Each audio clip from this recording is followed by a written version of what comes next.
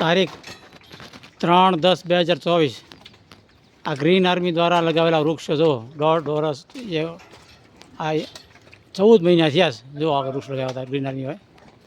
ચાણોદ ગૌશાળા જો અહીંયા છે ને 250 ગાયો છે. 250 ગાયો આ એના વાડા છે. આ વાડામાં જો ગાયું છે અત્યારે.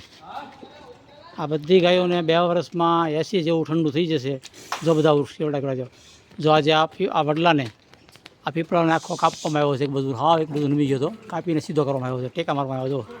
કાપીને ટેકા મારવામાં આવ્યા. આ 14 મહિના થયા છે. જો આ બધું વાડો છે. વચ્ચે વૃક્ષ છે. આ બધું વાડો. આ વૃક્ષ મોટો થાય એટલે ગાયો બે બાજુ વાડામાં બેસી શકશે. ઉનાળામાં પણ બિલકુલ ગરમી નહીં લાગે. આ જો આખી ગૌશાળા છે. આમાં 250 ગાયું છે. નાની 250 બધી ગાયું જો. અને અહીંયા જેટલું દૂધ આવે બધું ગાયોને અહીંયા અન્નક્ષેત્ર ચાલે છે. બધું જ ખવડાવી દેવામાં આવે છે. જો અંદર ગાયું 250 ગાયું છે. અહીંયા ચાણોદ ગૌશાળા આ બધી વાંસળીઓ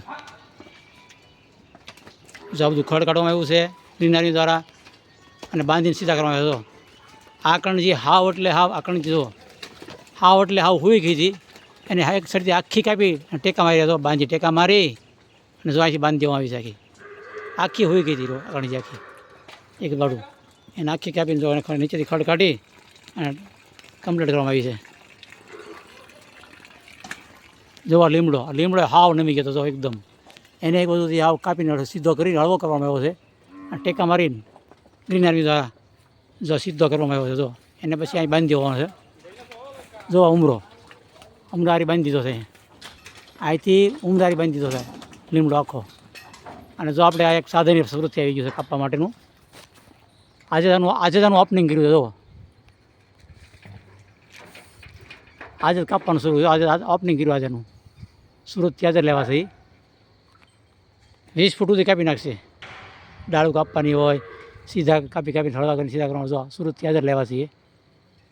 જો કેવડા વૃક્ષ થઈ ગયા. જુઓ આ ગ્રીન આર્મીનું કામ તમે જુઓ અત્યારે કેવું સરસ. આ ગ્રીન આર્મી વાવેલા વૃક્ષો જુઓ તમે જોઈ શકો છો. 14-15 મહિનાના થયા પણ તમે જુઓ કેવા થયા.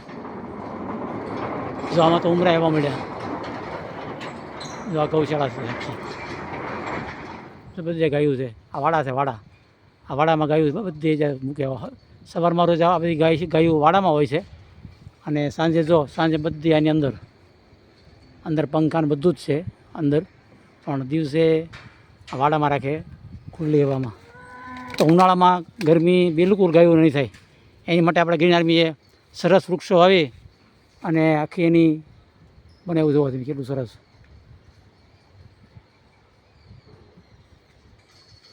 જોવા બધા ગ્રીન આર્મી વૃક્ષો આખી લાઈન બહાર. વડલો કેટલો સરસ થઈ ગયો. જોવા બધા વૃક્ષો. જય ગ્રીન આર્મી, જય ભારત, જય સચ્ચિદાનંદ મહાધવન આશ્રમ ચાણોદ.